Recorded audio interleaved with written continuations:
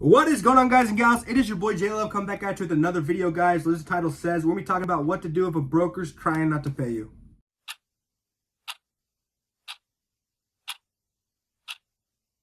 Guys and gals, thank you so much for being a part of this video. Thank you to all the new people that are part of this channel and all the old people that are part of this channel. You guys are awesome, and I do this for you. First off, guys, if you do need a dispatcher, we do have dispatching opportunities open, positions open, not for dispatchers, but for trucks that need to be dispatched. So if you have a CDL hotshot owner-operator that has at least a 35-foot trailer and can haul at least 15,000 pounds, send me an email at jason@flashdispatch.org. Love to get you set up and making you that big money.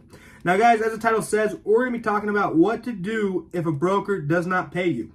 Now, guys, this is probably the crappiest part of trucking is having to deal with freight brokers, okay? There are some good ones out there, and there are some really bad ones out there. Now, when I talk about a good freight broker, right, there's a guy actually that we used from ATS. His name's Nathan, and I like him a lot. We haul a lot of loads for him on the semi-truck. And he still has his loads posted for $4 a mile. Right? And I know that he's probably making $200 to $300 off each load, which is perfectly fine. But he still posts loads up for $4 a mile. Could he get those loads moved for less? He definitely could. I know trucks that would take it for $3 or $3.50 a mile. But he chooses to post it up for $4 a mile, or his company has rules and regulations that require him to. And he makes his cut off the top, and it works out good. Now, I consider that a good broker, right? Like, I'm still getting paid a very, very fair rate. He's making his money. He does good work. We do good work. It works out great. But there are a lot of brokers that are just trying to steal as much money as possible, trying to get that freight hauled for the least amount possible. So it's important, guys, that we're on top of it and on top of these brokers and are putting them in their place when they need to be put in their place. Now, some brokers, guys, are not going to pay you. It happens. But it does not happen that much, guys, so don't be scared about it all the time. Out of 650 loads that we've hauled over the last couple of years, only 2 of them have tried not to pay us. But we got paid from both of them. And I'm going to show you the different things you can do to get paid from them. Now, first off, guys, if you're a brand new company out there, like you're a 1 truck or 2 trucks or whatever, and you're brand new, you need to understand that each load that you're moving has pay terms. And normally pay terms are going to be 30 days. That means if I haul a load on the 1st of October, that broker has till the 1st of November to pay me. Now, that doesn't really work all the time because you still have to pay for fuel. You still have to pay your driver if you have one. You still have to pay yourself. You still have to do maintenance. Like, you don't get to push your bills back 30 days because the load's not paying you. So one thing you can do is hire a factoring company, guys, okay? A factoring company is like a middle company. It's like a bank. What they do is they purchase your invoices from you and they charge a little bit of a fee. So, for example, if I haul a load on the 1st of October, those pay terms on that load aren't going to pay me till November 1st. But if I send it to my factoring company, I send them my rate con, my BOL, I prove to them that I moved the load. They'll say, okay, they buy that load from me, they pay me next day or same day, and they take a 2% charge off the top, and then they wait to get paid. Now, a cool thing about a factoring company is they're going to vet a lot of the brokers for you, okay? So this is as a double-edged sword. So you can call a factoring company and say, hey, I need to run a credit check, and then run the MC number of the broker with the factoring company, and they'll tell you if they will factor them or not.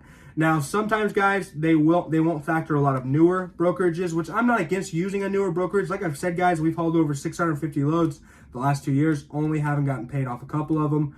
And so I wouldn't say that I am against using a newer broker, but you need to understand if they can be factored or not. And some factoring companies will dictate who you can haul for and who you can't, and I don't think that's correct. Some factoring companies have caused a lot of problems for people because they're trying to move these loads. And us as Hotshot, right, we don't have as many options in the world, right? So if I see a really good load on the board, I want to be able to haul it, and I don't want to worry about not getting paid, right? And so you got to make sure that you have a factoring company that's willing to work with different brokers. Or if that factoring company is not willing to work with that broker, then you can go back to the broker and you have power in your pocket and say, hey, my factoring company won't factor you.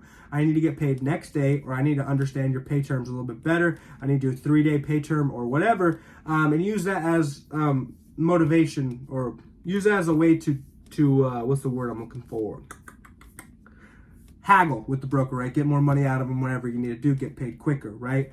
But let's say, for example, guys, you haul the load, it's past your pay terms. Let's say you didn't factor it, or your factoring company sent it back to you saying they haven't been paid, or blah, blah, blah, whatever. What do we do now? So easiest thing to do, guys, is to file on that broker's bond. I'm going to show you how to do that. So for example here, guys, we're going to safer.fmcsa.dot.gov. This is a company Snapshot. This is like the mecca of anything that you need right here. This is the easiest way to look at anybody's company. Each carrier, each broker has a company snapshot on here. If you have a USDOT number or an MC number, we can search mine, we can search yours, we can search the brokers, right? So I already have a broker's MC number in there. Let's go ahead and search. Pulls up all the information, right? I'll tell you their address, phone number, PO box, the name of the company. I'll tell you if they're out of service. I'll tell you if they are authorized and what they're authorized for. So they're authorized for broker property. Yeah, it tells you a lot of good information right here. So next step we're going to go, guys, you can click on two different things. You can go up to licensing and insurance. You can go to find out the entity of a pending insurance cancellation. Click here. Click either of those, guys. It's going to pull up this. This is going to auto-generate the USDOT number for the company, so you don't got to worry about that. I am not a robot that I know about. And then you're going to search. And once it loads, we'll go from there. Any day now. Hurry up. Here we go. So now it's going to pull up this page right here. It says has USDOT number, prefix, docket number, legal name, the city and state they're from. So what we're going to do is we're going to go to view details and we're going to hit the HTML. If we hit the report, guys, it's not going to let us. It's going to say access denied. So we're going to go at HTML. That's going to pull up this. It's going to tell you if they have active, how much insurance they have on file. Since they're not a common carrier, they aren't required to have any insurance on file besides their bond. And then it'll tell you who did their BOC3. None of this is really important. What we're going to go down to is go to active/pending insurance. Okay, so click on that. Oh, that did not work. There we go. So now what this is doing is this is telling me who their surety bond is, right? So they have a type surety, which means it's a bond. It's a surety bond. Who's their insurance carrier? American Contractors Indemnity Company. What's their policy surety number? When it was posted. Coverage up to $75,000, which is the minimum needed to be a broker. And then when it was effective, okay? So if I wanted to file on this bond, I would call American Contractors Indemnity Company. I would give them the surety number and I'd say, hey, they haven't paid me in X amount of days. I would like to do a filing or file a claim on their bond. And then you give the information to them and you give them the paperwork. Now, this is where the paperwork comes into play, guys. So if you're going to haul for a broker that is kind of seems a little bit sketchy or is newer, right? Like I said, we haul for a lot of new brokers. They don't have the best paperwork. It doesn't look the most professional. They don't have the best online system, whatever. If you have any question in the back of your mind, make sure that paperwork is up to par. Make sure your invoice is up to par. Make sure your BOL is up to par, that you have clear shipper signatures and receiver signatures, and make sure that Raycon is up to par. Make sure you have a load number, guys. That is something that's important. A lot of people don't think about on each of those. So you can really, really prove without a doubt. Make sure you take pictures at the shipper. Take pictures with the guy who is loading you. You know what I'm saying? Like, all of this stuff is going to come into play to help you get paid out, because these bond people, they don't want to pay out, right? But they will when they have to, okay? And obviously, hopefully, they're not as sketchy as a broker that you're dealing with, guys. So you can call them, you can file on it, and it's not that difficult, guys. And that's going to be for most brokers that are trying to not pay you, okay? Now, sometimes, guys, there are brokers that are just straight scammers, okay? They get their authority initiated, and then they just start double brokering tons of loads, and they never pay out on any of them to anybody, okay? And they really, the broker that they're double brokering doesn't even know that they're not actually a carrier, and it just becomes this whole crap show, right? But a lot of times what they do is they do what I call bond jumping, okay? For example, if I haul a load on the 1st of October, and I have 30 days to get paid, so I'm not questioning anything for 30 days. And when after those 30 days are over and I haven't gotten paid, then I'm starting to contact them. I'm not getting any phone calls from them. I'm not getting any emails from them. I'm not getting in contact with them. I go to file on their bond. I call the bond that I think is theirs, the bond they had during that time. They tell me, hey, actually their bond was canceled on the 20th. You know, it's not an active bond anymore, or that company, you know, they don't exist with that company anymore. And so then I find their actual active bond and I call them and they're like, well, this bond wasn't active when you hauled the load, so it's not our responsibility. And so then you're kind of in this middle ground of like, well, the bond they had is canceled, doesn't exist, it's gone. They jump to this other bond, you know, and they just continually jump. So they try to make as much money with one bond, then jump.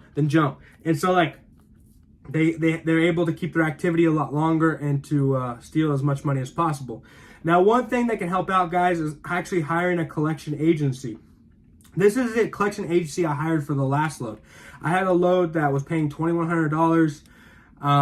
It hit the 60-day maximum term with my factoring company before it was recourse back to me. And so I hit up Alexander Winston and Associates. They are a collection agency that focuses on brokers and shippers that just do not pay. And one thing that's really cool with them is they actually send out an email it's called a broker alert, and it'll tell you all the brokers that either MCs are canceled, MCs are set for cancellation, or they've got reports on that haven't been paying, right? So they actually send this email out. You can come on here, you can search names of different brokers you're about to haul for to see if they have any problems or any reported problems. So that can definitely help you out. But so I hit somebody up from here. I sent them all the information I had, and they actually ended up getting me paid about 10 days after I hit them up. And it was actually pretty cool because I was supposed to get paid $2,100 from this double broker. I ended up getting paid $3,300 from Landstar. That was the initial freight cost from Landstar, was $3,300. Now they do charge kind of a hefty fee, so they're going to charge anywhere from 25 to 35%. If it's even longer than that, they're going to charge more money. But because they got me $3,300, I paid them their fee, and it actually came out to about what I was supposed to get paid anyways. So if you're having trouble filing on a broker's bond, like they're doing the hop around, or you can't find the information yourself, hit up awacollects.com, Alexander Winston Associates, and they can definitely help you out. But guys, this should be a lot of information you need to know, give you a little bit more power in your pocket. I wouldn't be afraid to haul loads for different brokers, guys. Like I said, we've hauled 650 different loads, haven't gotten paid on 2, but we end up getting paid after the fact. Use a factoring company if you need it. Use the different tools you have in your pocket. Look into the companies that you might have like a weird feeling about, or they don't look as professional. They might be newer. Just because a broker's newer doesn't mean they're not going to pay you, but do your due diligence, guys. So, that's all the information I got for you guys today. Hope you can learn something. Thank you guys for the comment. If you guys have any other questions you want me to make videos about or anything, drop it in a comment down below, and I'll make a video about it and try to help you out. But love you guys so much. Thank you for being part of this channel, and I hope you have a great day.